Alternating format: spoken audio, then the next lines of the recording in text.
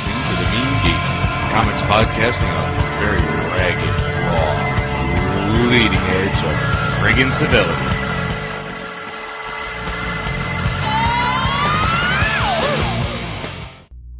Yeah, so I really don't want to be Fandango. Right, new episode, number 6. We're doing actually what I think is very well. We being the Tech Jedi, your almost host. Sitting next to him, as always, is not partner, Reverend Mad Duck. Bless you, fuckers. All right, got some things to go over here. First, we'll do a little shout out to Candace Lindsay. Hi, out in Candace. San Diego, who has been gracious enough to have a quick conversation about San Diego Comic-Con with me today over the phone as I fixed her computer. Keep listening, Candace. Tell all your friends. And send us an email. Talk to us, for God's sake. Nobody does shit yet. We are unknown. We'll give you a free comic. But we're not totally unknown. That is true. And that's a good segue, because this morning, at roughly 2:32 a.m., we had our 100th download, which means absolutely shit to any other podcaster on the planet, because they're up to 100 episodes. But I feel that it's a pretty significant milestone. 105 is that 20 listens per podcast theoretically.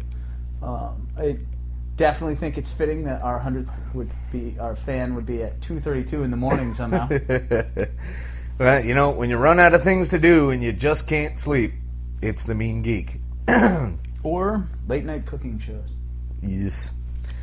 So that leaves us with something I noticed about comics podcasting. Now, you haven't really been listening; you've just been participating. That's true. I've been listening for. I'm like an idiot savant in podcasting. Actually, this week is a year solid since I discovered podcasting. Mm-hmm. It was at New York Comic Con last April, and I found that if you're not talking to them face to face, or you're not a constant contributor on their forums, most podcasts don't want anything to do with you. Really? Yeah. You know what? Way?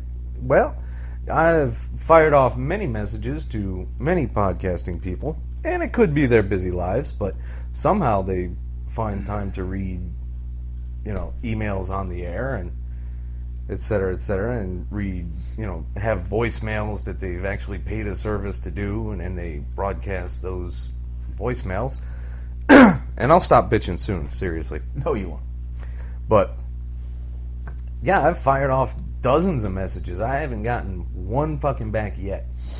How do you do this? How do you do that? Did you do this? Can I get in here?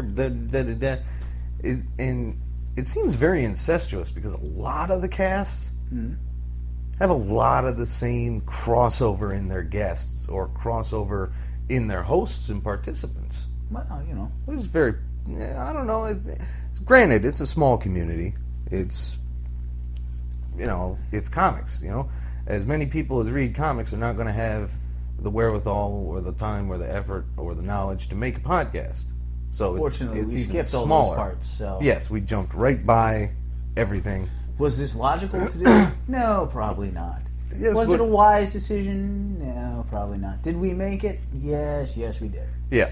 So, that's very strange. And I've been advertising because, frankly, we know no one who would pimp us. So, word of mouth is not going to work for us. So, I found a very cheap and yet incredibly effective advertising system where you bid. You say, I want to pay 10 cents a day for an ad on this site shaped like this, looks like that. And they say, all right. And for as long as somebody doesn't want to pay more than you did, you get that ad there. So if I bid 10 cents a day, as long as nobody bids 20, I've got that slot at that price forever. Interesting. Yes, it was very effective. But there's a podcast that shall not be named that I found cheap advertising on, and the ad was on there for a week until it got canceled by the other unnamed podcast today without reason. Well, I guess we don't like competition in the podcasting community. Or maybe they just don't approve of us. Well, that's almost certainly accurate as well. We're right bastards. Otherwise, we wouldn't be called The Mean Geek. So, having gotten that out of the way, because that's not remotely interesting. Nothing like starting off a new episode with the complete uninteresting irrelevance. Yes, hard to believe we've only hit 100, folks. We both saw two very geeky films.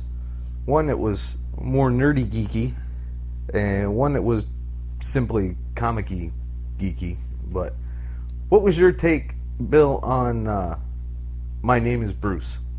And I want you to particularly start with the theme song.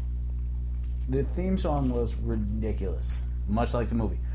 The whole film felt a lot like his biographies. You know, there's a constant sense of humor, a lot of self-degradation, some light self-validation. You know, Bruce Campbell is a likable guy who comes across as an incredibly unlikable guy in the film. Was there any need for that film? Good Lord, no. Oh, no shit, no. When was his last gig, though? I mean, the Old Spice commercials. I don't watch that much TV. There's an Old Spice commercial with him in it? Yeah, he did where he's playing a piano in a lounge robe and he's half shaven, surrounded by women. Nope, no idea. We'll have to find it. I'm sure YouTube has it, but so didn't like the theme song, huh? Go on you, go on me, go on D. It was interesting. I thought the demon monster was ridiculous looking, and the constant decapitations were ridiculous. I rather enjoyed the decapitations. Every time I started disliking someone, they got killed. So,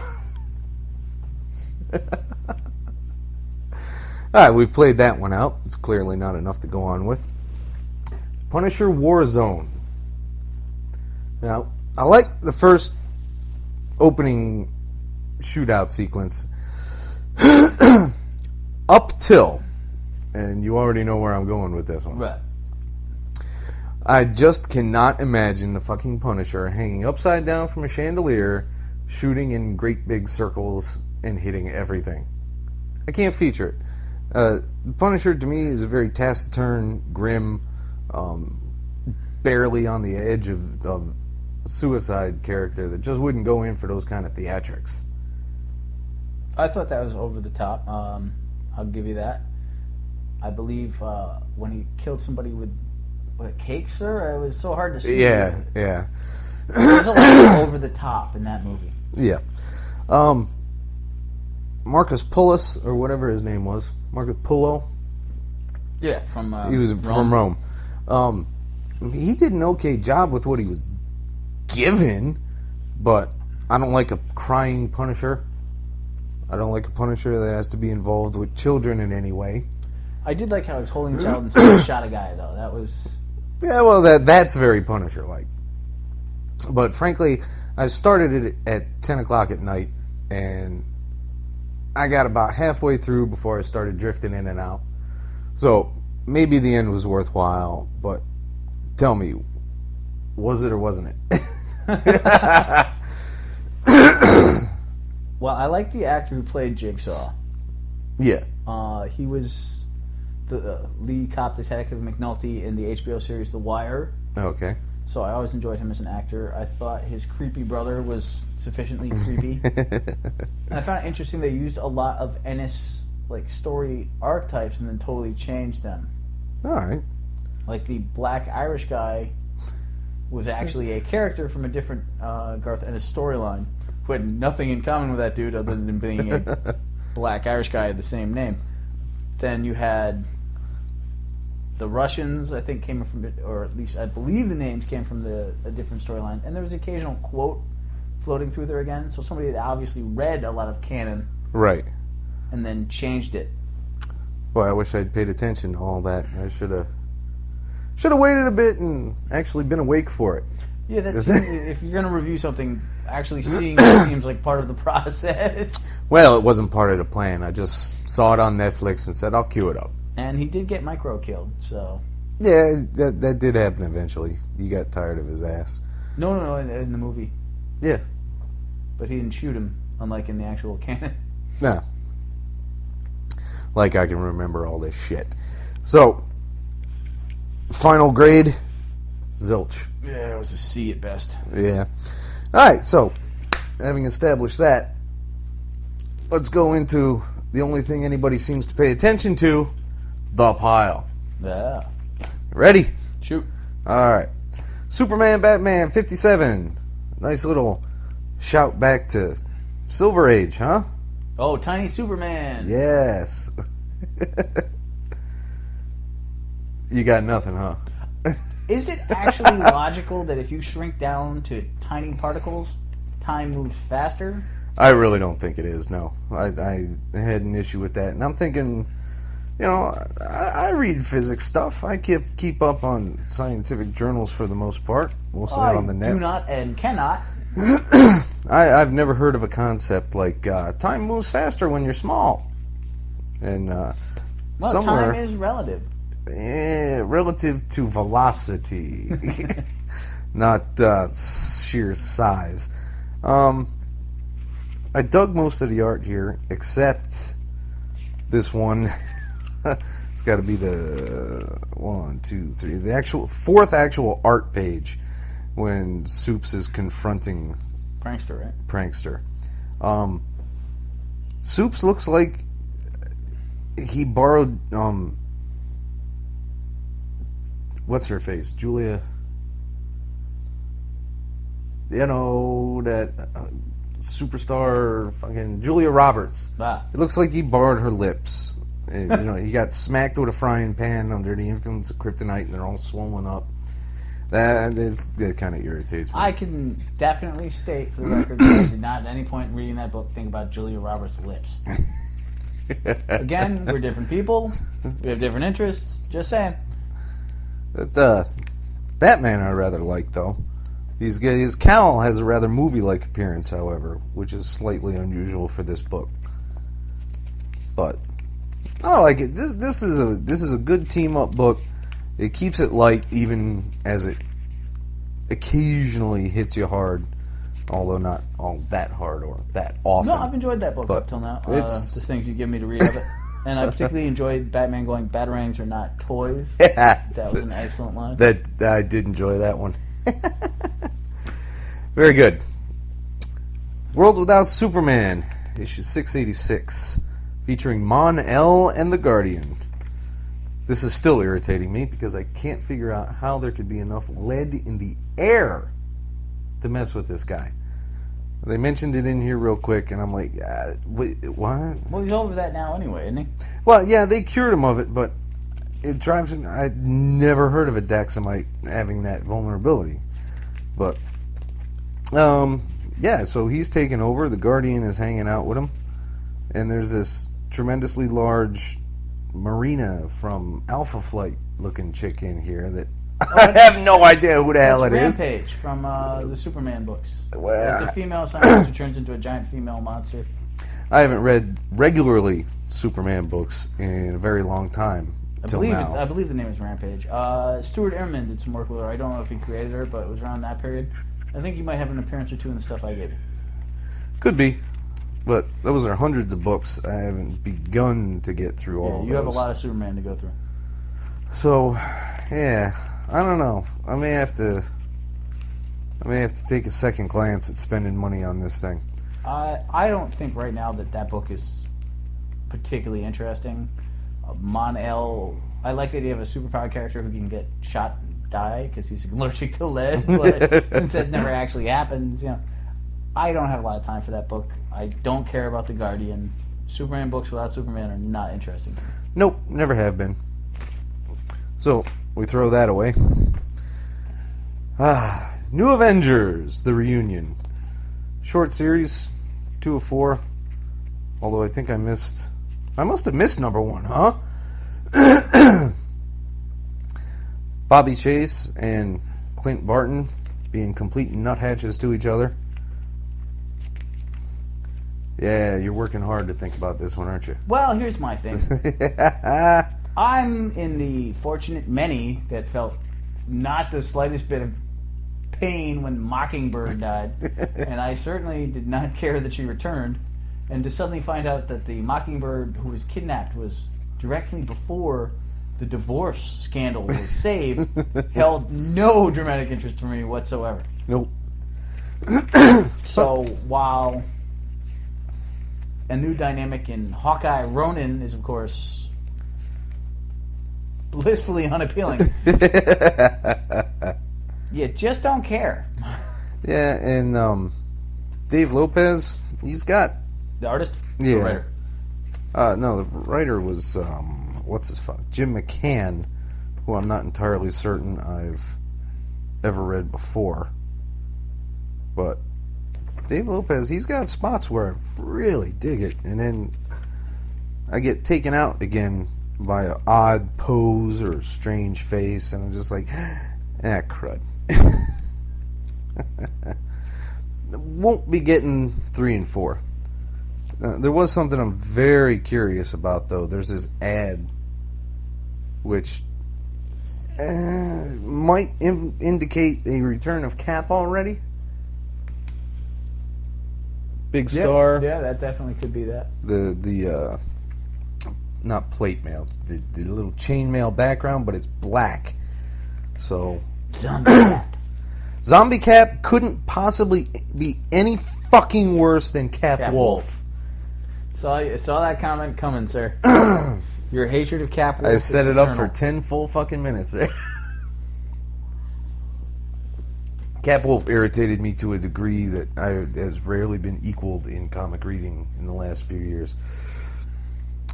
Mark Gruenwald did do a lot of really good stuff. A lot of good Cap. And definitely a lot of good Cap. But there was something happening back there that, rest his soul, Mark just didn't have together for those issues. Well, that was when Cap Wolf was reading the all wolf-based werewolf team.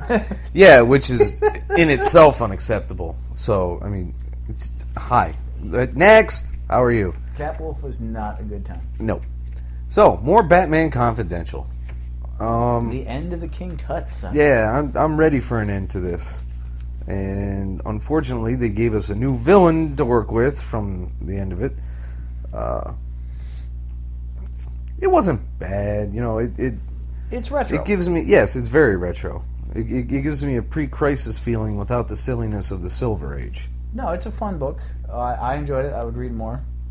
I like the use of the Riddler, and I'm definitely curious to see how they'll do other major villains. Yep. I didn't find anything particularly of interest in the new King Tut or Ankh. But no, I would continue to read that book based on that, the two that I read. Very good. And they got a preview in the back here for Power Girl #1. That's in the back of a lot of the books in there. Yeah, but this is the first one in the pile that it's coming up in.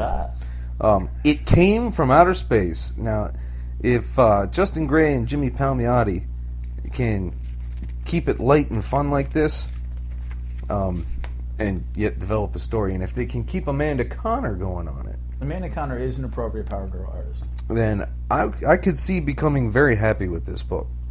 We'll give it this. I'm not going to give it the year I always claimed I would give most books. Well, the economy has changed in the last 20 years. Yes, I will give it 6 tops, and if it doesn't make me say, that was fucking cool, it's gone. So yeah, the rare occasions that I would try something, the first story arc. You know, if it's 7, I'm not going to cut off at 6, but if it's 4 and I hate all 4, I'm not going to buy 2 more. Right. Now, Boom Studios is coming out strong, man. They got Mark Waid already in their first wave of new books. And I can dig on this book. Well, I'll be honest, a lot of companies will start with that, for big author who does a storyline or 2 and then disappears, and then they're back to no names. I mean, the same thing happened. Well, yeah, CrossGen did that. Yeah, with Mark Waid in a book you loved, and then he left, and you didn't love it anymore. What, Ruse? Yeah. No, I just had to stop buying altogether. Yes, but Ruse was very different after Waid was author. I don't even remember the issues after Waid. Exactly my point. I'm not certain I have them to know. I got to go back and look. But this guy, this is the whole power corrupts absolutely shit, which could be quite fun. It was very reminiscent of some of the British Zenith stuff from 20,000 AD.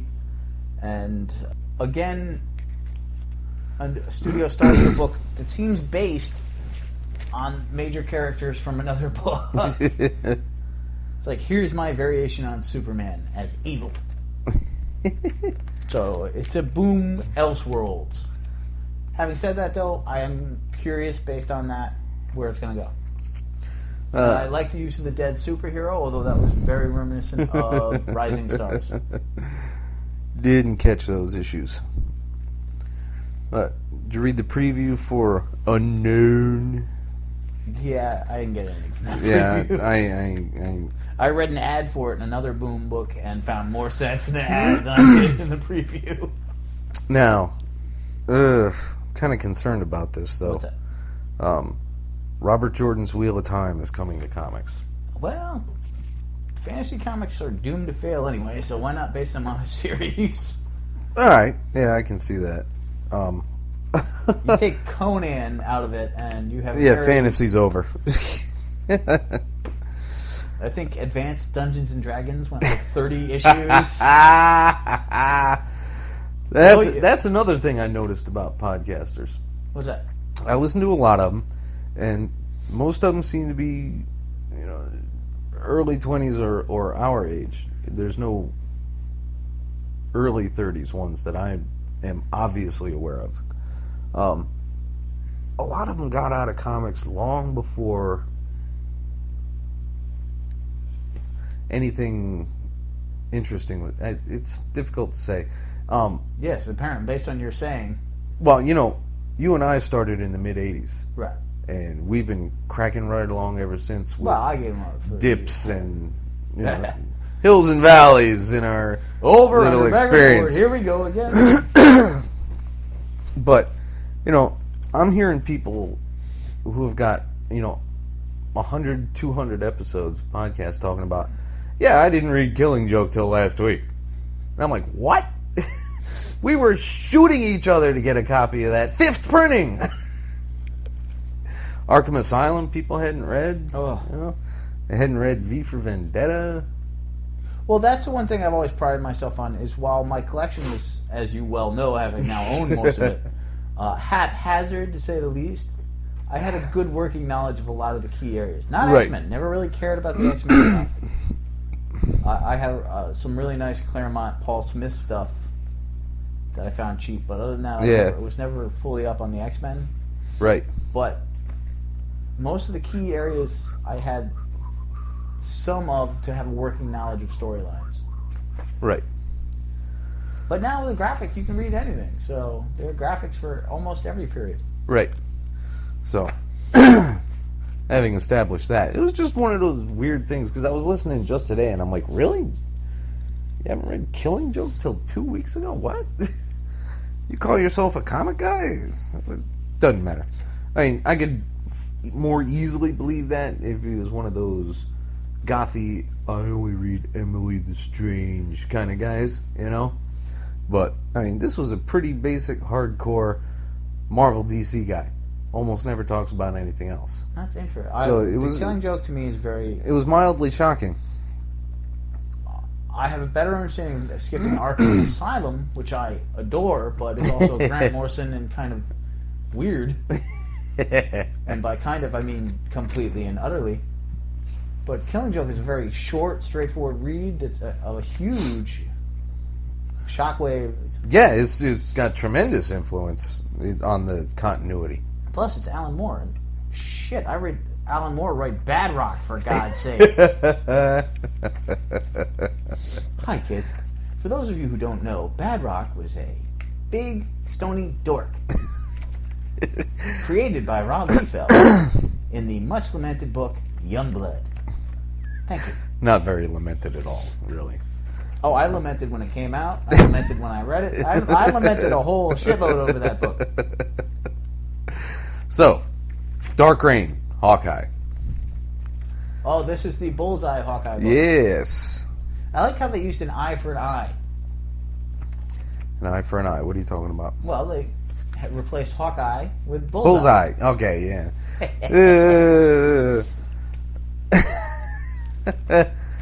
He seems pretty... I mean, he's always been bloodthirsty, but wow. He's just ready to rock on anybody who comes around. Yes, he's an assassin, but you'd figure... Well, no, you don't have to figure. Most assassins in fiction will be like, I don't do nothing without pay. No, but he's always been more psychotic than that. Right. Like, if you go back to the Frank Miller Daredevils when he was killing guards as he was escaping, even though it put him in jeopardy. Right. Because his ego has always gotten in the way. So I didn't have a problem with that aspect of it. I did feel reading this book that you needed to read the Thunderbolts to get a better idea of where he was coming from in this. Right. And having not read the Thunderbolts, I was at a loss with this book. Still don't need Thunderbolts. But this could turn out interesting. I mean, he put that pen right through that. He put that pen through that chick's eye just for absolutely nothing, man. All she wanted was an autograph because it's Hawkeye. And it's like, kill you. And she's just like, what the fuck, man? The poor guy starts losing his shit. And then he blows him up, throwing him off a freaking overpass or garage or whatever that is. And he's just like, doo-doo-doo-doo-doo. Oh, look, there's a helicopter, and I've been caught. So, how are they going to reconcile that next issue? What will the Iron Patriot do? The same thing he's done with the rest of his jackasses. Yell at him, bitch slap him, and tell him he'll kill him if he does it again. There's kind of a theme going there. Secret Warriors. Nick Fury, Agent of Nothing. Number 3. This was a huge book for me for the very simple reason that for the first time I was able to identify the Secret Warriors as the people he had with him in Secret Invasion. They finally shown their powers and go, oh, those are the same people. So that was very helpful. It's The Countess is back. Yes. Dum Dum Dugan is back. Yes. What who is this guy, man? Which guy? I thought for a second it was Silver Samurai, but I have no idea who the hell it is. They went to visit the worm facility, and there's this guy dressed up in a fucking gown. Oh, they identify it by name. I didn't recognize it. I assumed it was something from previous S.H.I.E.L.D. books. Well, you got me, because I don't know. I mean, where is it? I don't see any name in here. Here, let me see it. The other guy is cracking, but who's this fucking guy? Take a look. What do we got? Pardon us for technical difficulties. We're not going to edit this. I'm just going to keep on rambling because that's what I do. So, pretty soon is Free Comic Book Day, where we'll be podcasting live from the Gorgon. Kurt's Comics. That's the Gorgon. Ooh. Going to take my nephews, and I'm going to take my father so that he can control my nephews while I get things accomplished. Because they have become little comic book consuming machines. Got them a bunch of stuff last week. They already love it. If it was possible, they would have, splooged in their pants when they saw that. That was disgusting. Not a good plan. That statement was horribly wrong. We're bastards. What did I tell you? What did we say last week? We're monsters. What are you going to do? I never meant to be a monster. Yeah, well, nobody. Life just sort of worked out that Who really does? Batman, Battle for the Cowl, number 2. Opens up with Two-Face blowing somebody away. The Penguin just strangles a pigeon or whatever the hell it is, and he decides to reassert his whole gangland philosophy and his kickbacks and everything. He wants his dough, man. He wants to be in charge. He wants a chunk of everything.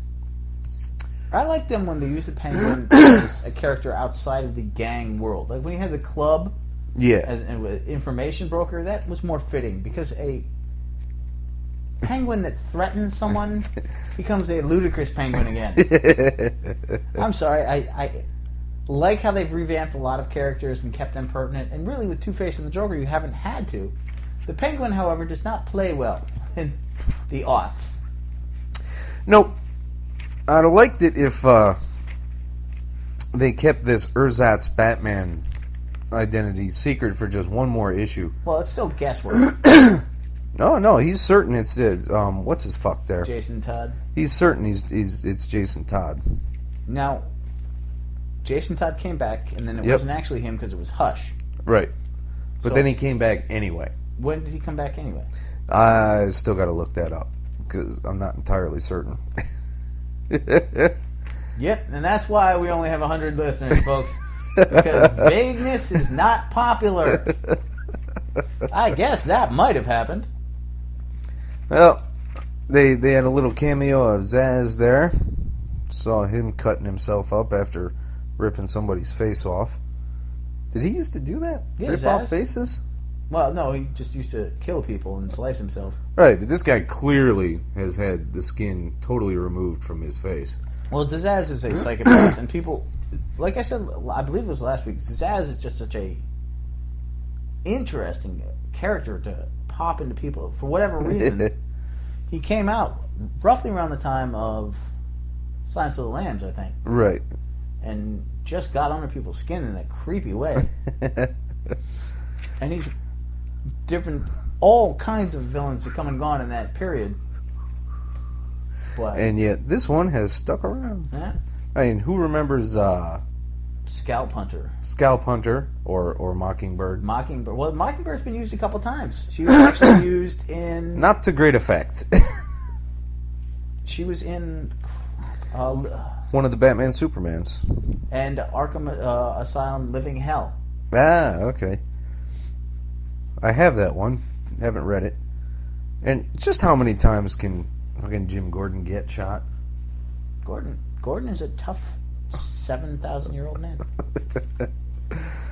It's an interesting shot of Black Mask sitting here on the rooftop there on the edge, just looking around while the city burns, saying, yeah, not only is it mine, but it's mine enough where I can destroy it and not care. No, the Black Mask part is interesting. His involvement with the Arkham escapees in the Two-Face Penguin War is actually really well done.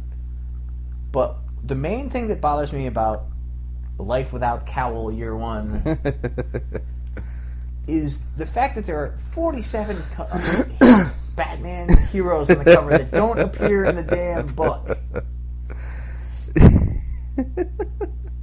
It's like a showpiece for other Batman books. Yeah. Now, you think Dick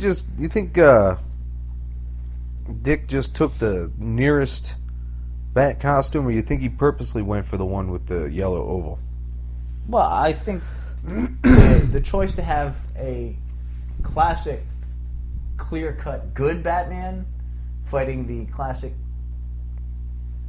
evil Batman is defined in the costumes. If Jason Todd is the creepy 90s, a little too dark Batman at times, then you have... A la Azrael. Yes. Then you have the clear-cut choice of the classic gray with the yellow. You know, the Batman everybody thinks of. Yeah. I can see that. I'm not particularly happy with him having gotten a batarang to the solar plexus there. Yeah, that was a tad unexpected. But Alfred's there, so he's going to take care of things. But it's not as bad as I'd been worried about. Luckily, there's only one more issue to deal with, and then we almost get some kind of resolution.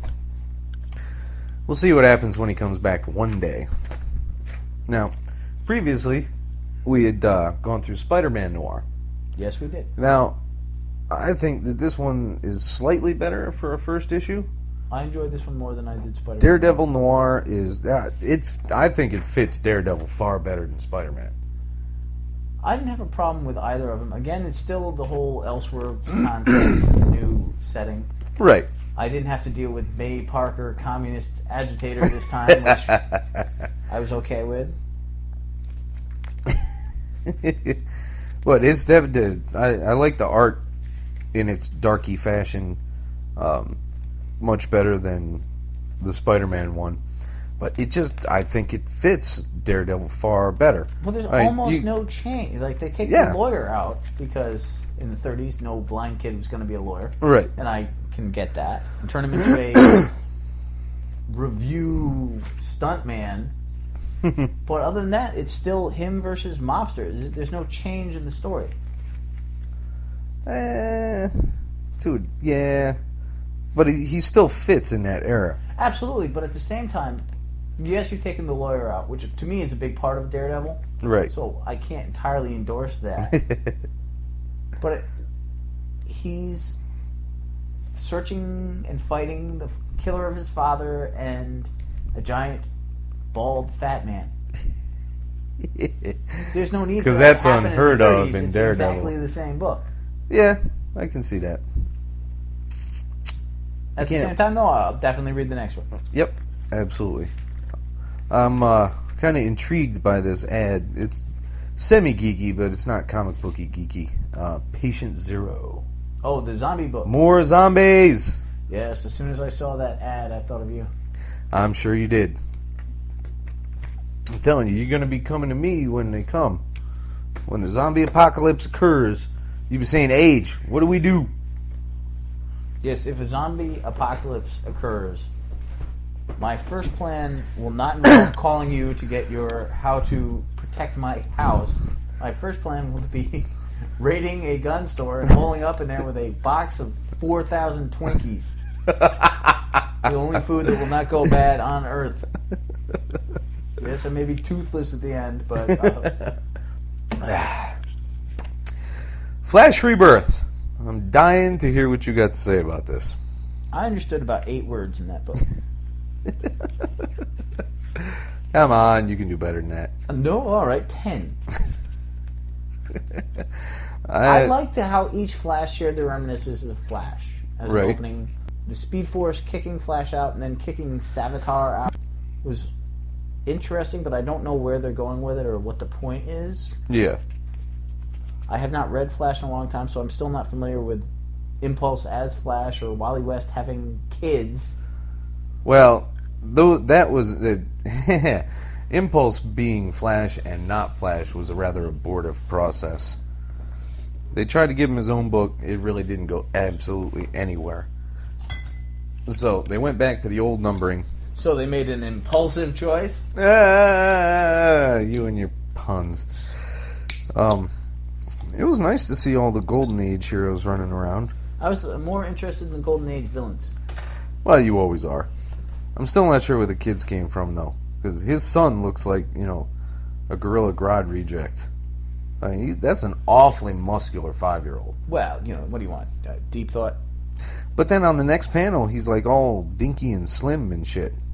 Not every artist can draw children. Yeah, but, I mean, he looks like a squashed up, fully loaded, roided out adult in one panel, and your average kid in the next. I mean, but the problem is, I've never read a real Barry Allen story.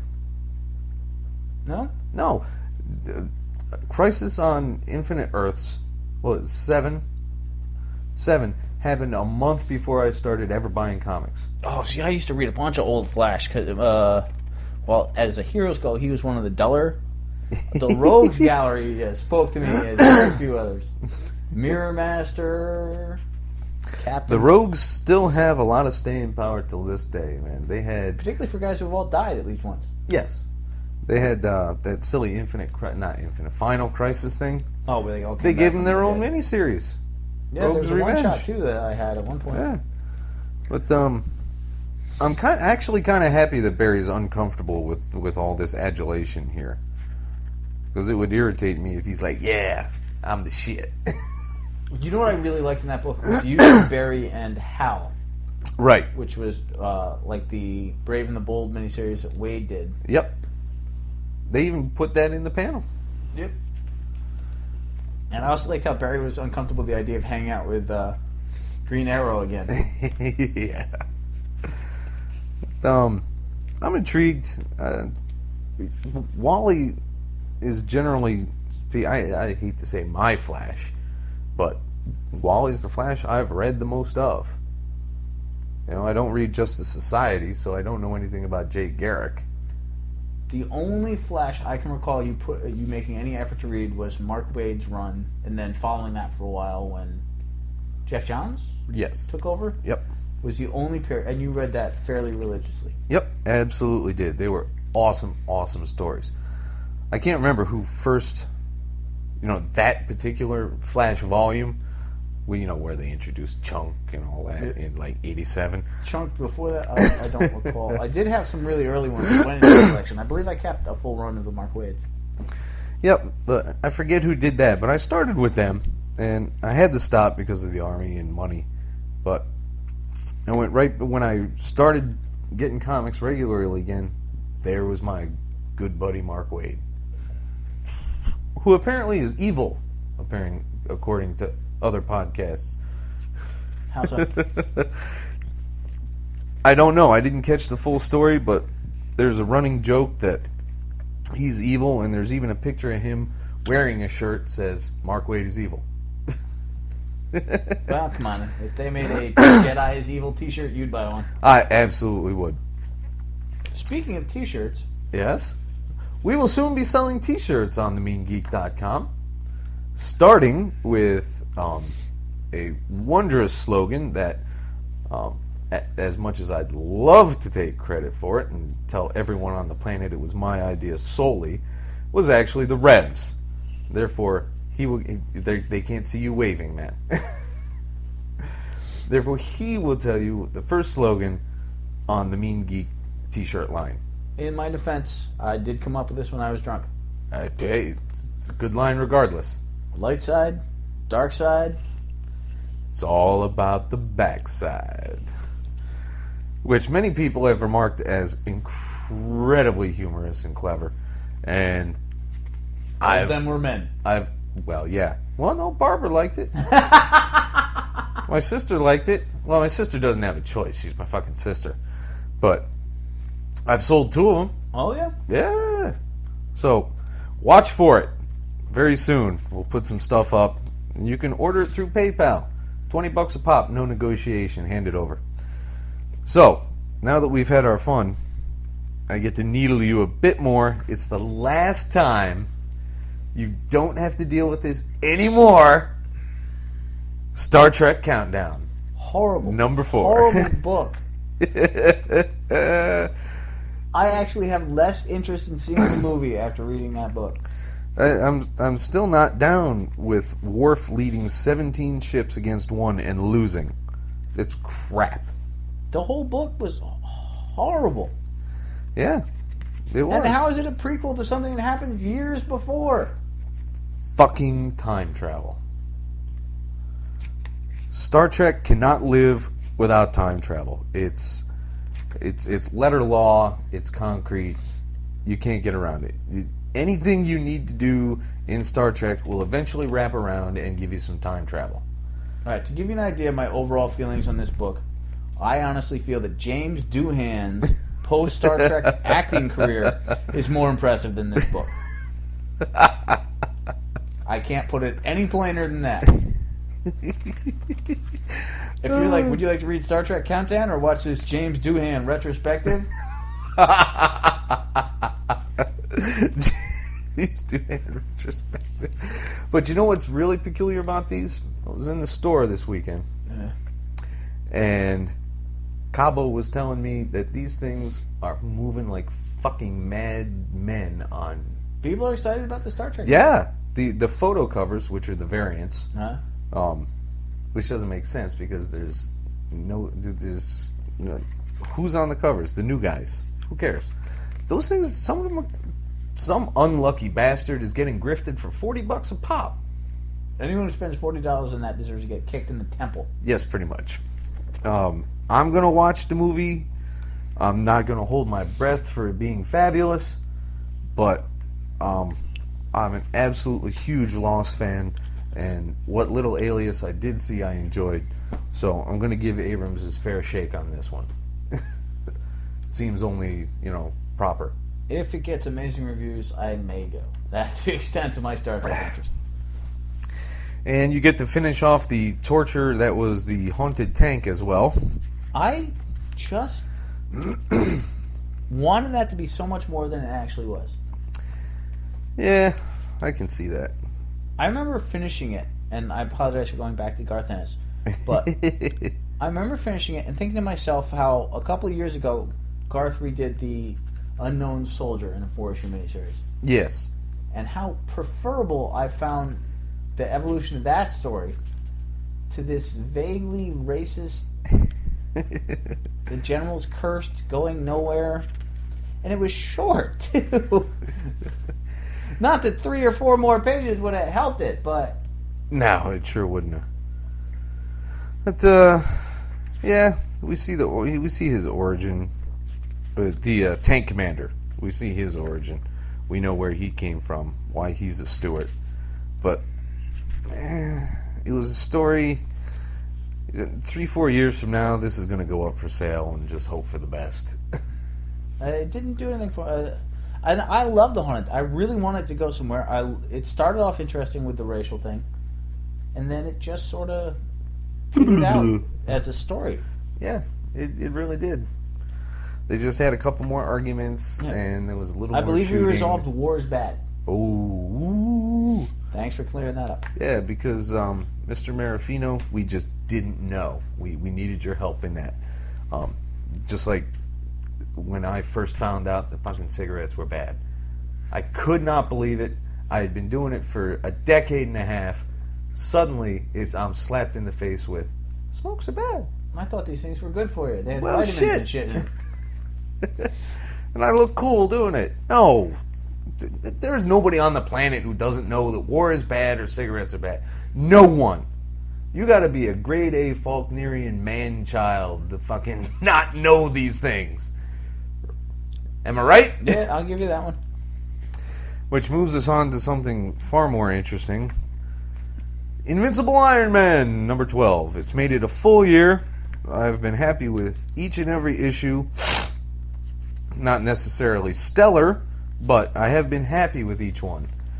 The Controller was a nice addition. Was an unexpected choice. I'm glad they're bringing back older villains in many, many, many books rather than just cooking up a new one. Because what's the Controller been doing for years? Controlling something. Who's he been controlling? The Mandrill. I'm just guessing.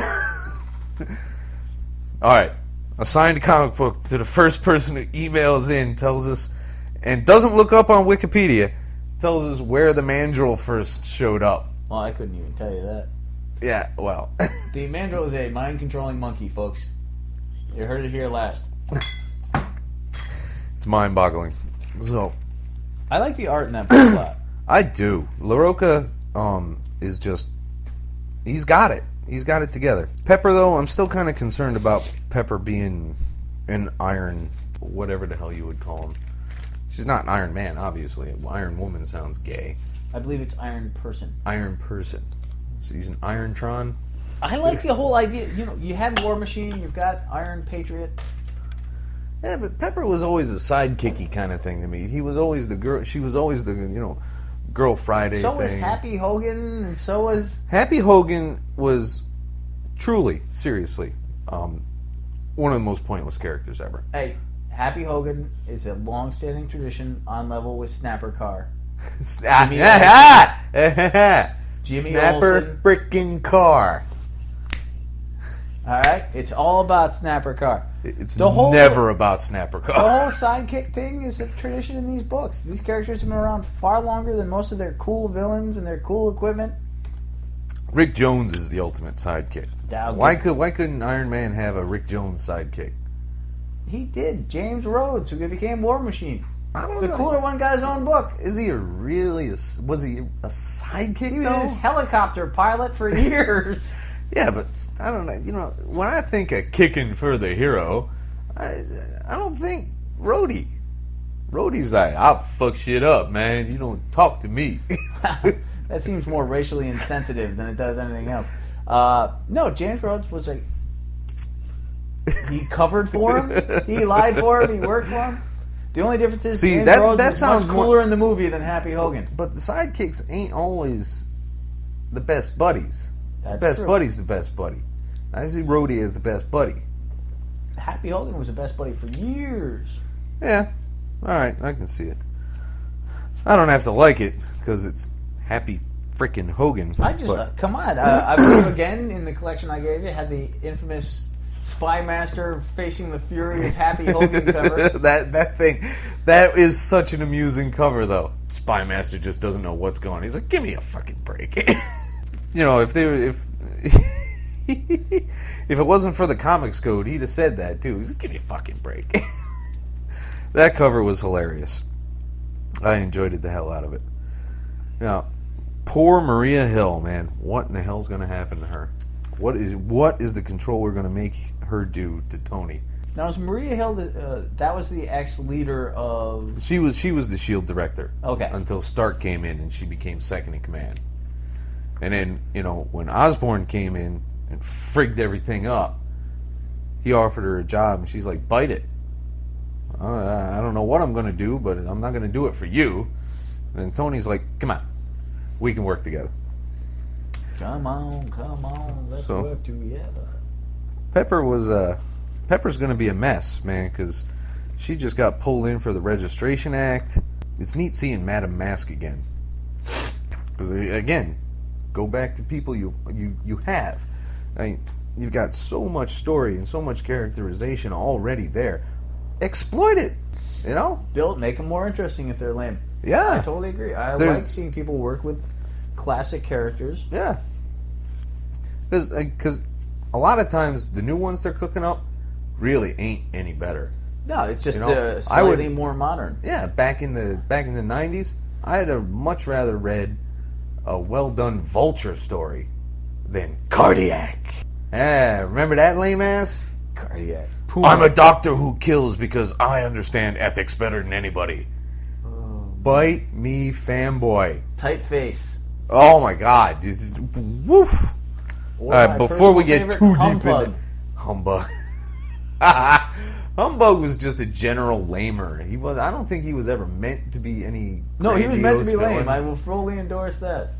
I don't think he was meant to really go any place. But now this is irritating. This is one of the pitfalls, and I'm very sorry about this, Cabo, but this is one of the pitfalls of a small shop. Battlefield's Dear Billy.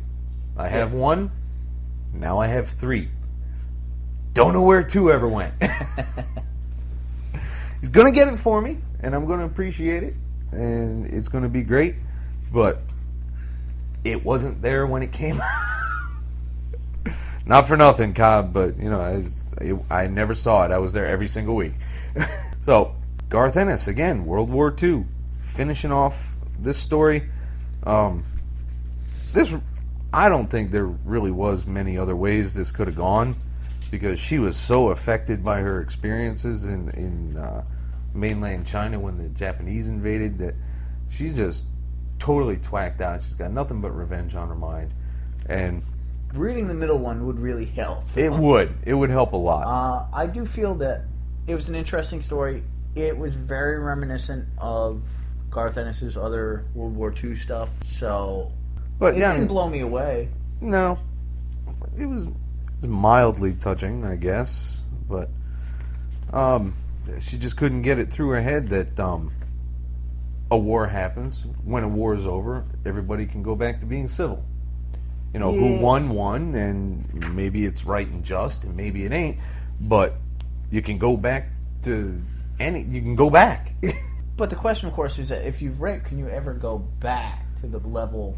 Well, no, I mean, I don't mean as an individual. You know, your experiences, you having experiences like that, there ain't no going back.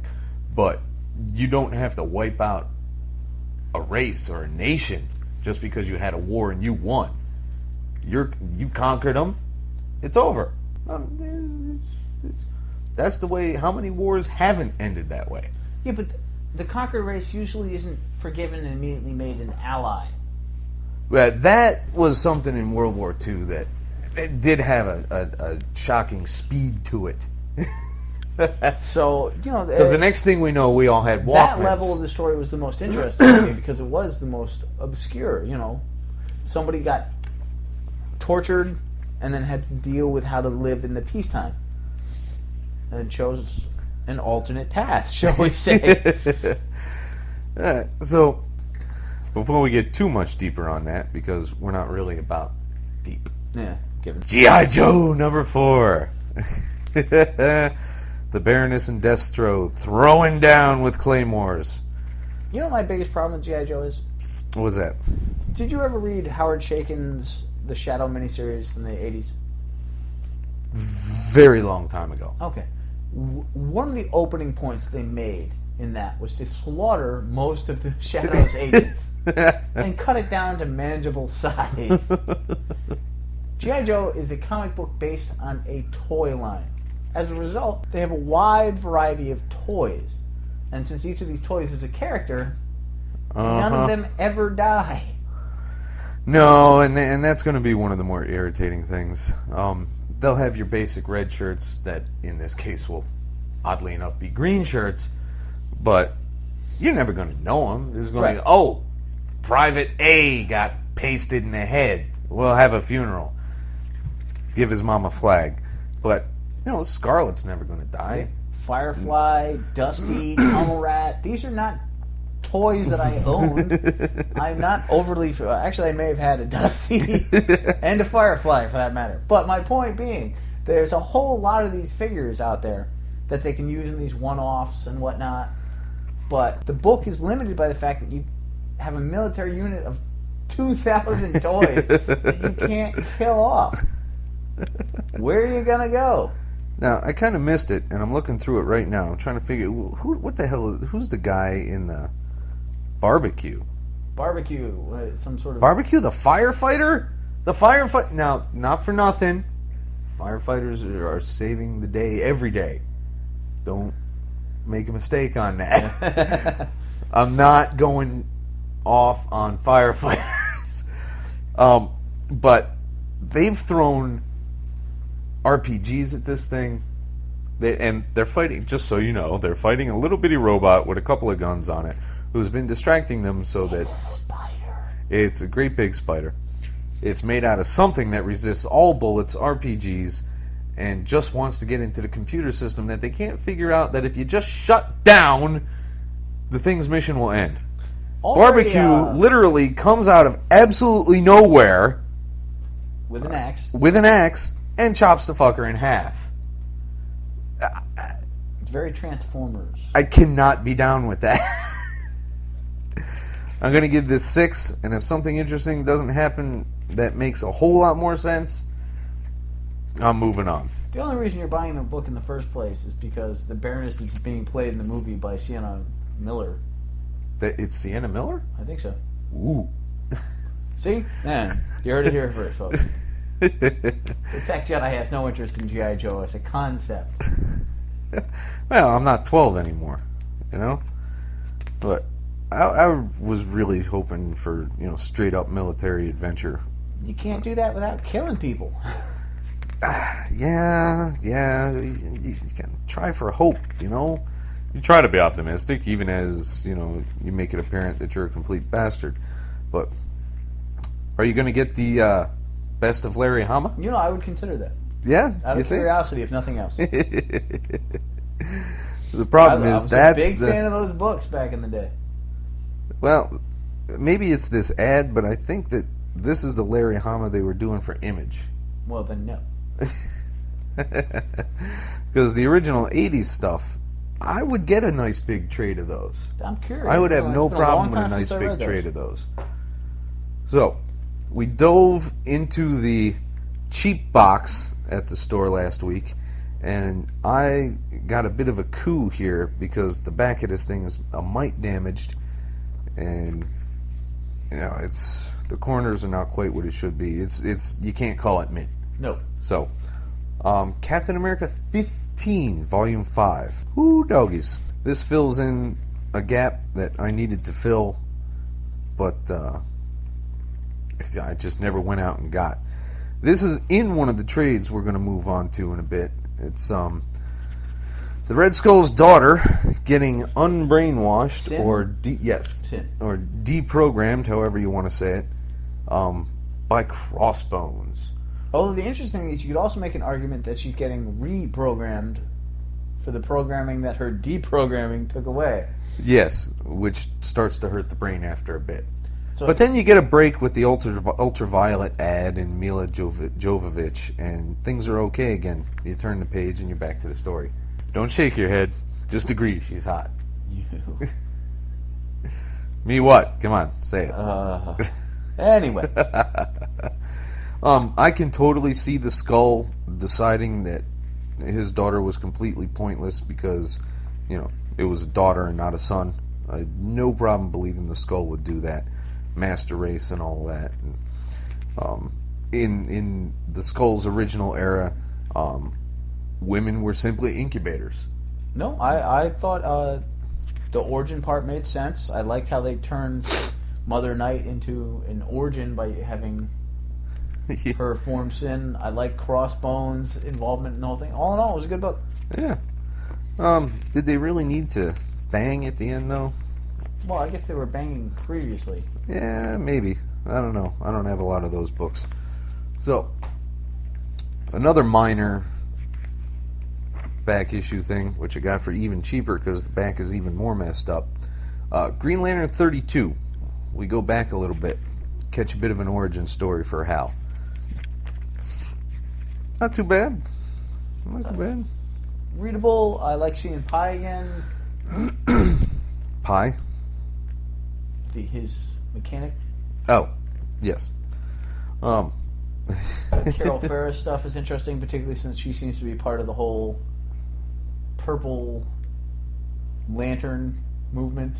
Her Star Sapphire retroness. Right. Now, what in the hell? Is this a Red Lantern? Is this Atrocitus that's in here? With blood and rage of crimson red, ripped from a corse so freshly dead, together wish our hellish hate, we'll burn you all, that is our fate. That's Atrocitus, isn't it? It seemed like it to me, but since that was one pebble in an otherwise mighty pond, I didn't have a full understanding of that book in and of itself. I kind of like villains like Sinestro, who are rather imperious. Sinestro's a great villain. Yeah. He was great in Challenge of the Super Friends. He's got that evil mustache. The mustache, almost. I mean, you can say it's cheesy, but I really do think it makes it. It's a slight affectation. It's very fop, and yet it both belies and is belied by his ultimate sinisterness. It gives him that Basil Rathbone feel. There you go. So, yeah, I think that's intentional. quite happy with this. Oh, it absolutely is. It gives him that imperious, royalty, I'm holier than thou villain type, and he's, one of the characters that hasn't really had to evolve overly as a villain because it was such a well done concept. Yes, absolutely correct. I was confused as shit though by Green Lantern 39. I'm confused as shit by pretty much every Green Lantern at this with point. Agent Orange. Orange being avarice. So he's just greedy. It's mine. I want the power. Mine, oh, mine. I have It's no like comment for that. Daffy Duck in the fucking... Alibaba. I mean, come on. I had been liking Tan's art until this issue. I still like most of the art in this issue, but Man, this fills a page. huge spread here. I'm like, what's going on? Is that a female? Is that what race is that? Is that no? Because that's not human. So I don't know what's going on in this particular issue. Honestly, the Green Lantern book confuses the crap out of me right now. The blue lanterns, the red lanterns, the orange lanterns. Now, this reinforcement and necessity for the green to be in proximity to the blue, is there really a point to the blues? You're not going to... Hope Rangers can't actually do much of anything other than hope, which in and of itself is a bad battle plan. Yeah. I've hoped for lots of shit, but the sum total it's worked out. So... But they reinforce each other and to staggering degrees. I mean, you heard the ring say, I'm charged at 214% now. But, I mean, what are they going to do? I mean, the green is just going to stand there and fight and fight and fight without the blue. Is backup? It's not even properly backup. Because, if somebody knocks out the Green Lantern, there's no willpower to run the ring. Where are the blue going to get their power from? I'm not entirely sure. My biggest problem with the whole colored lantern thing is that it feels like the sort of storyline that'll have a huge impact, be around for 2 to 3 years, and then there'll be the giant and then totally ignored all the again. Rings off. Yeah, I have no problem believing that'll happen. So one more. Take a quick break. Back to Dynamite Comics. Masquerade number 2. Way retro. Way retro. And they did it on purpose, ready to go. But it's fun. It's not stellar to any degree. Are you looking forward to the Sherlock Holmes being advertised in it? I am curious about the Sherlock Holmes one. I will say that,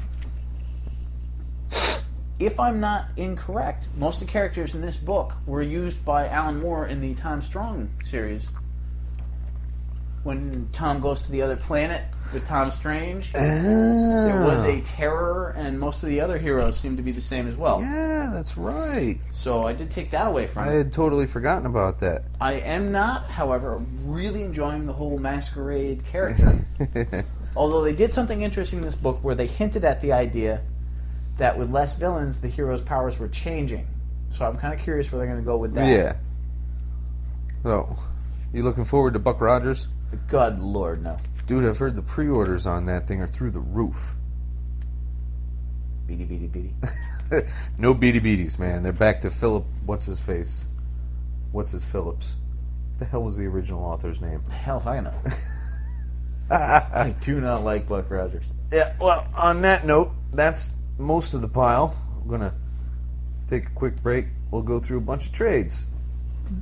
Be right back. Stay geeky. We're back! We missed one. We're going to go back through it. Boom Studios, kids line. And trust me, this works for anyone who grew up in our age, because the Muppets are the shit. Squeak! It's nice that they tried to avoid any kind of adventurous crap and just made it, backstage during the show. I liked it. It had a very show quality to it. It was episodic in the sense that there were bits on the show and backstage things in between, and sometimes they interfered with each other. Right. They even tried to have a guest star, which didn't work at all, but... Yeah. And it was fun. How difficult was it to try to read the Swedish Chef, though? No more difficult than trying to understand him when he was speaking. Force the chopper, der leads to der quarter. Der froggy, froggy leggy. But what was the name of the exploding frog segment? Oh, crud. Prepares frog leg goulash? No, before that, with the 4 frogs doing Oh, the song. oh. It's right here. Bang, boom, splat, and pow. That could have been in any episode that you ever watched. It absolutely could. You can hear a little tune going, doo-doo-doo, 4 little hop toads sitting on a tree, Ted and George and Bob and me. Yeah, You can it was, totally. That was absolutely. Excellent. I had actually my girlfriend read that one. Yeah? And she felt that was the best part of it. Like, that was the most Muppet. She totally could see that in an episode. She also thought that the entire book made every character look like they were stoned. Which I could not disagree with. Especially the old geezer rock stars. They're totally stoned. Well, I actually would have preferred not to have them there. I didn't think there was any point to the guest star thing. Doesn't work if you're creating a guest star. It's basically just a lame new Muppet. Or burk the recipe me 30 tooties. But no, I love the book. A lot of fun. Can't wait for the next issue or Muppet Robin Hood. Was very happy with it. Boom seems like they know what they're doing so far. Yeah, and I'm very much looking forward to the Boom Mark Waid written Incredibles. Yes, so I'll get you that if it still exists Saturday. Right, on to trades. we've been consuming a disgusting array of trades lately. That is true. They're the shit. They're the way to go. If you got to catch up, trades are the only way to work it. Trades are pretty much the only thing I purchase at this point, other than the occasional Western or Muppet comic book. Because I'm that guy. Now that 100 Bullets is officially over, and did you read that Wired article? No. Okay. Did you send me a link? Yes. I haven't caught that link yet. Well, not surprisingly, Dizzy becomes the new agent of the Trust. Really? Yep.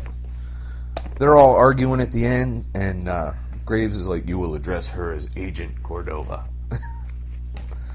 So, what we're working with here is 3, because split second chance is 2, right? Yep. Yeah, so split second chance, hang up on the hang low, 5, 6, and we kind of, somebody screwed up and didn't have 7, and 8. So, Yeah, it should be missing 2. yeah. So, split second chance, I was quite happy with. The art at times was kind of muddy, I like the art a lot. and yet it was quite obvious. It wasn't muddy in the sense that you couldn't tell what was going on. It was just very dark and noir. He has a very style to him. Yes. Split Second Chance was interesting because it's still early going, and there's a lot of random stories, and aspects of these stories play out later, but you haven't hit the core characters Right. in a lot of them. Dizzy Or is you don't almost realize non-existent in this one. Well, that's the thing with this book. In the early books particularly, you'll see a character and then not see him again for issue upon issue. Right. But there's an underlying plan in almost everything that happens. What'd you think of the French episode? Dizzy goes to Paris and talks to that fat bastard. That Parlez kung fu. I liked it a lot. I mean, this is one of my all-time favorite books. It's so well written,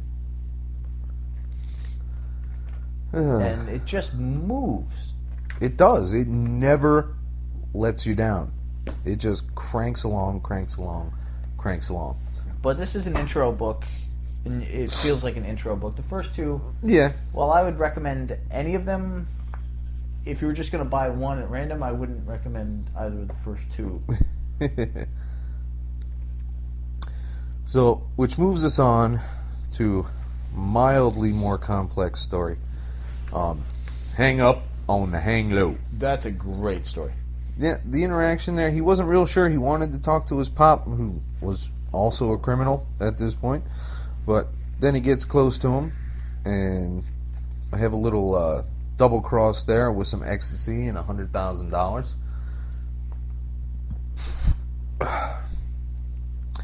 I didn't really, they should have just jetted out, grabbed his mom, and took off.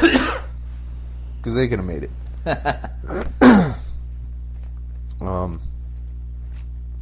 Wasn't the point, though. No, it absolutely wasn't. How horrifying was the beatdown that this Asian chick gave poor Mo, or whatever the hell his name is, Loop. No, That was horrifying. It was so brutal. Book. But this is the first. You had in Split Second Chance the 2-issue storyline where they introduced Cole Burns, and you have the reappearance of Dizzy. So you start to see other aspects of the storyline. This is the first one where it's a whole storyline of multiple issues leading somewhere, and where they're going with Loop changes the book in a certain respect. Right. So, big. I see a retard with a magic gun. And this is also the first time you see somebody who doesn't do exactly what Graves wants, and the Right. consequences suck. A lot. Oh, poor Loop gets arrested at his own father's funeral. That's a kick in the balls right there. The Counterfeit Detective. They really got a flair for titling things, huh? Yeah. So, this was very detective-y, private investigator-y, convoluted-y. That's a lot of E's. It is. There's a lot of shit going on in here, and it's all E's. Maybe I wasn't paying attention. Maybe I was too sleepy. Why is his face all buggered up like this? He's thrown through a window. Yeah. Strip clubs and nerds, and we'll bring back Megan here. She's gonna play a big part one day, huh? She shows up in a couple different ones. This was an interesting book in that this is the first time that one of the Minutemen goes through a change in their interim period. Right. And again, this had a much more based in the full. The whole thing is very noir style, but this is, this character comes directly out of like 40s, Absolutely 50s right. fiction. Mickey Spillane. The hard drinking, womanizing PI. Which I can dig on. I got no problem with that. But is this the longest arc so far in this? At that point, yes. At this point, the longest individual arc. By far. Yeah. Which is why it's immediately followed by individual stories, issue by issue. Right. Very good. I had to sit twice through that. 6 Feet Under the Gun. That would be the individual evolution of 6 different characters. Yep. Graves. Dizzy Cole goes Burns, back to the hood. Dizzy, the rich kid whose name is escaping me right now. And it might have been Lono? Yes. Yep. So That's a fun brutal. read, but without the other storylines, there's no point to that book. Yeah, you're totally lost by this. And then Echo comes back with... Oh, and Lono. Wiley Times, I believe. Yeah. So, Who is a great character. I don't know, we're over an hour, so I'm not getting too much deeper into this. But yeah, we're going to finish this out. We're going to read all 100 issues. And then an incredibly thick one, 8 full issues in number 8. The Hard Way. Now, that's primarily a Wiley Times book. Yeah. It also introduces a new Minuteman, but most of the book is based on Wiley Times, and that is an excellent read. No. But if anyone were to want to start with 100 Bullets, you'd either have to start with issue 1, or if you want to see a full storyline book, go with 3, Hang Up on the Lowdown. 8, again, is seriously convoluted. Yeah, it absolutely is.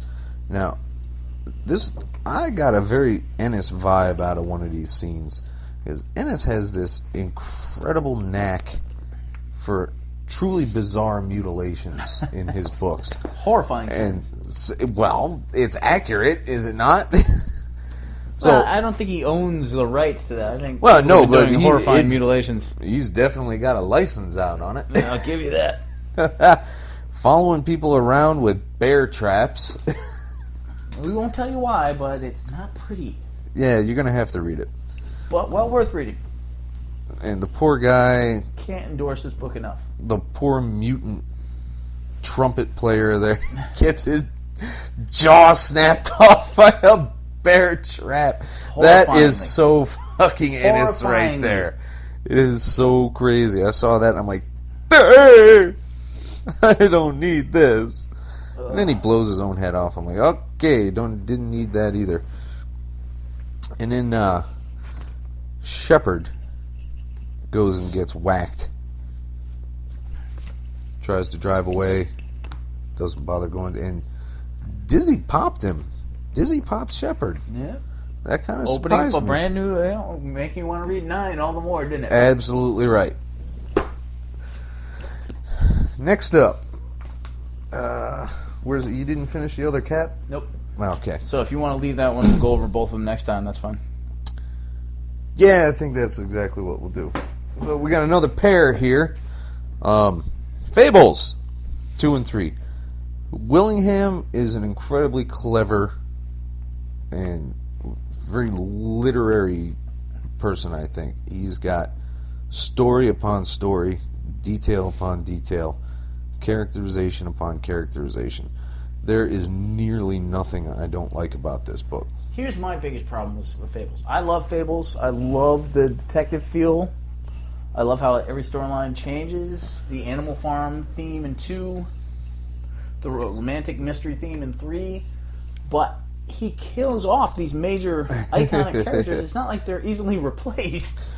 They are, actually, because you find out later that the reason they still exist at all is the power of the belief of the fable. Right, but he's slaughtering so people. they get to come back rather easily. Some, yes, but he's killing off huge amounts of them in these books. Dude, you've read up to 4, right? Yes. It only gets crazier. Oh, good God. It only gets crazier.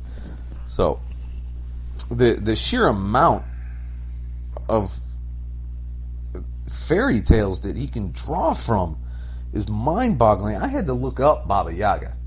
What? I had seen her in other stories, but I had only known what they had said in those stories. Well, Baba Yaga is a very famous Russian witch.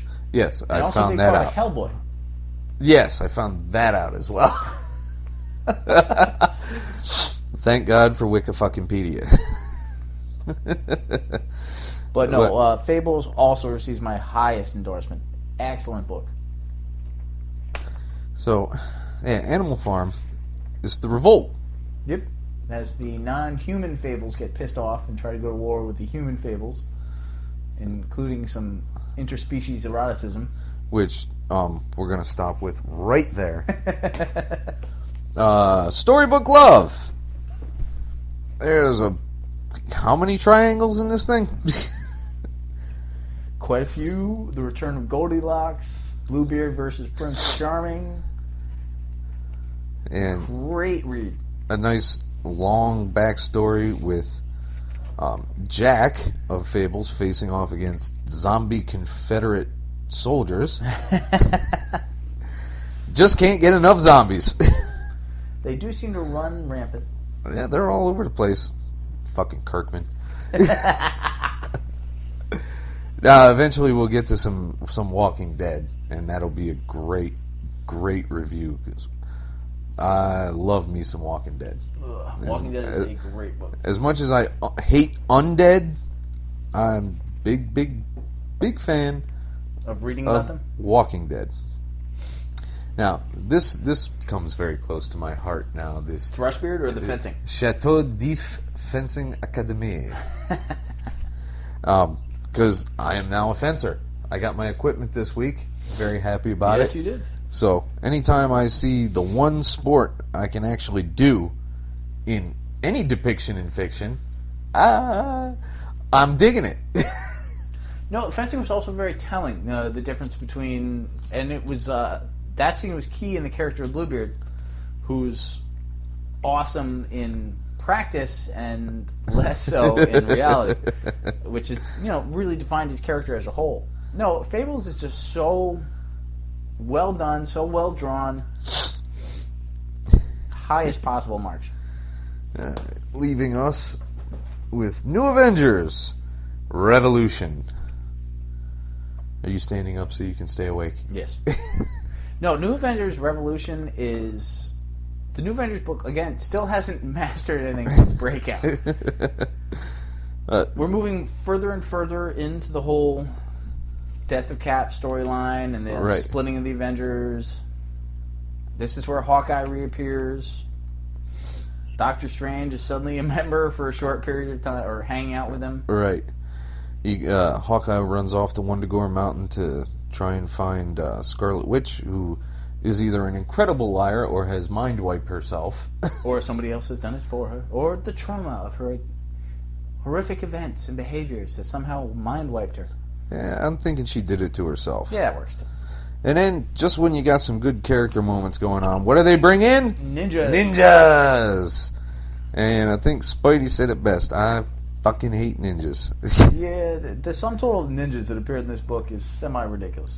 Yeah, I'm glad I read this book, though, because I missed a rather large number of individual issues that led up to this and are a portion of this. I started, it's got to be... You started reading this not too long after this book, right? Yeah, like 29, maybe 30. And I was like, why are they in Japan? Who the hell is Daisy? No, The New Avengers is an interesting read. I'm a huge Bendis fan. I just feel that it's more important in the overall scheme of Marvel than it is as an individual book. Yeah, that's a very good point. That's an excellent way to look at it. But the pastiches on the old Miller Electra panels where you see sais and swords going through each other as they're bent over each other. It was both nice to see and an obvious, oh, okay, fine, it's kind of poetic. Look, it happened. It happened to her again. Isn't that a shame? And this was the first indication that there were any Skrulls running around, as far as I know. Yes. There were probably others. You know what? If you got further information on that, write. No one's writing. I want to be written to. That you got me that told me that Skrulls were coming.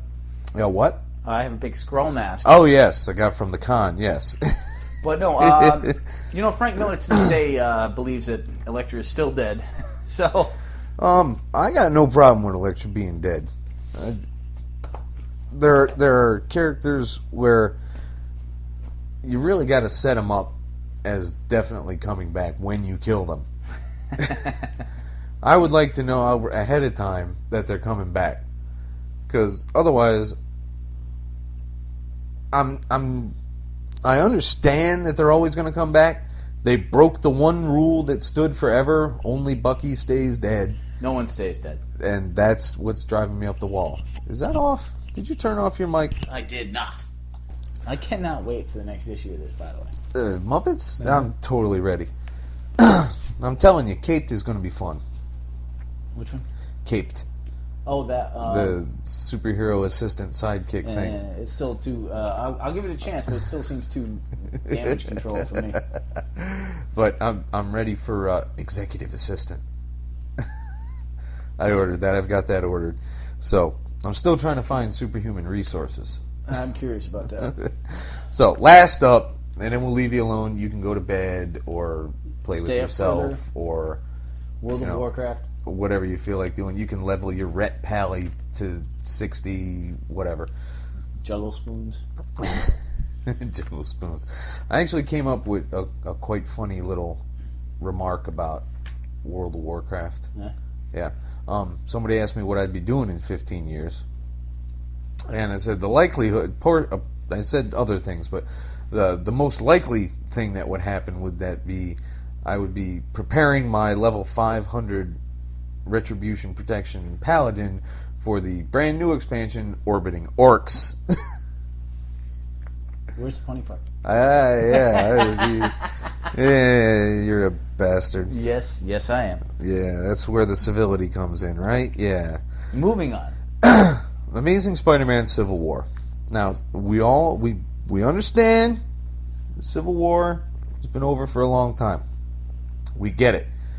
But we're catching up. We're trying to find good stories to read. We're finding cheap trades, so we're reading them. So we're talking about what we're reading. Because this is what you do without a podcast. You'd find something, you'd read it, you'd talk about it. So that's what we're doing. I'm not saying you are. I'm saying other people would be like, why is he talking about Civil War right now? We know all about Civil War. Because we just read it. I don't think anyone actually sounds like that. What? I don't think anyone actually sounds like that. Well, somebody does. I quite enjoyed this book. I think that the Iron Man Spider-Man relationship was really interesting and helped define the two characters' role in Civil War. So I like that a lot. Absolutely correct. Wowee. Soon to be edited out. Bless you. So I was terribly amused by Sue and Mary Jane getting the phones webbed together so that they could yap without Peter interfering and them not even noticing it was happening. I laughed quite a bit at that.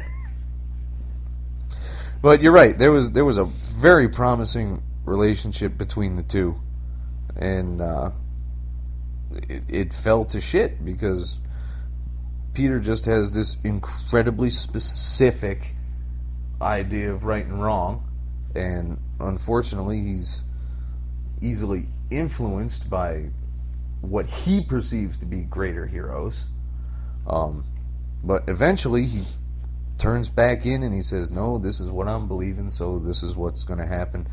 He's great. The fight with Cap kind of worried me. How so? I kind of wanted Peter to just try to talk it out. I mean, it's Cap. There is no... I mean, as much as he liked Tony, as much as he admired Tony, He adores Cap. he absolutely adores Cap. But here's my thing on that is that here's Peter Parker knowing that Cap is on the other side, knowing that in his mind he's not going to say anything that'll change Captain America's mind. Right. So they have to fight. So here's Peter doing something he doesn't want to do instead of trying something that might have worked by talking to him. It's a perfect symbol for his entire character. Pretty much. I don't want to hit this guy who I like more than me, but because I don't think I can talk him out of this, I have to hit him. All too true. But, you know, I was reading this, and I was reading another thing. Oh, the Ultimates. Ultimate Spider-Man, Ultimate 6. Right. Ultimate 9. which Oh, yeah, Volume 9. You will eventually read, because it's waiting for you. But I could not get over, and this is a spoiler podcast, so this is why I'm going to talk about it. So I'm going to spoil it for you. Right. I'm not going to tell you the end. That would be too You far a just spoiler. did that to me with 100 bullets like 10 minutes ago. Yeah, but you had a good idea that would happen. What? No. It's Bendis. So Bendis is awesome. But I began to get irritated by the double talk. Yeah, you forget about Bendis' dialogue sometimes, don't you? What do you mean? Are we really going to do this? Yes. Really? I said yes. Really? Over and over and over. You're going to keep them safe? Yes. Totally safe? I said they're safe. But I want them to be safe. What the fuck did I just say? Of all the whiny Peter things I've ever fucking read in my life since September 1985, that is the whiniest I've ever fucking experienced Peter that's Parker. not even top 10. Oh, but you haven't read it yet. You'll find out. But back to Civil War one, he stood right the fuck up, took that mask off, tried to have a backbone, and it worked. You know, man always had a back. It worked. And a great moment where J.J. Jameson responding to his revelation on television that he is Spider-Man. exactly. Just a great. I mean, it's a fun book. It's. I thought that an was a impressive great story. characterization of JJ. As graphics go, it's not a individually important story. It's not a beginning to end kind of story. It's the sort of graphic you pick up to fill holes in other graphics or other back. Right. So, from that standpoint, you couldn't recommend it like, this is a Spider-Man book you have to read. Right. No, that's Kraven's Last Hunt. We all know it. Yes. And you and I, the world has known this forever, but you and I finally find out what in the hell happened to Aunt May that set up the events of Brand New Day. You know, there was a couple of those in the back issue bins that Cabo was trying to get rid of. I thought for a second about getting it. I'm like, you know, that's just going to irritate me. I don't care if it is Straczynski. But Wade's about to do an arc. Right. So I may have to get them. If it's a short one, they're generally pretty short these days. But I'm hoping I'll dig it. There you go. You know, All you can do. I love Wade. I trust what he's done. I don't remember the last time I was disappointed by anything he wrote. But it is the current Spider-Man who would trade his entire life with Mary Jane and everything he's done for 20 plus years to have some old biddy back. Yes, but this is a personal issue for you because you wouldn't trade a hot weekend with a supermodel for all of your family. You know, my sister listens to this. Jackass. And on that note, folks, Yeah, we're gonna wrap that one up. If Biggie can get his fat ass in gear, we'll be doing a special extra episode on Saturday at the store. If you're not working, it would be awesome for you to swing by somewhere around noon, 1, somewhere in there. well, let me know. Well, yeah, between noon and 1 or so. No, let me know if it actually happens. Oh, Well, yeah, we'll hold off. And Yeah. if you're around, we'll hold off and wait for you because that'll be far more fun. But that should be great. That'll be 7. We're 3/4 of the way to actually joining an organization that might help promote us. What the hell's that? The League of Comic Book Podcasters. Good Lord. They have a league? They have a league. Do we have to have powers? If only. The power of promotion. The power of steady pimping. The power of promotion compels you. And on that exorcism reference kind of notey, stay geeky, be kind of mean. AJ's favorite book was Guardians of the Galaxy. Pass it on. That's incorrect. Good night, everybody. Bye.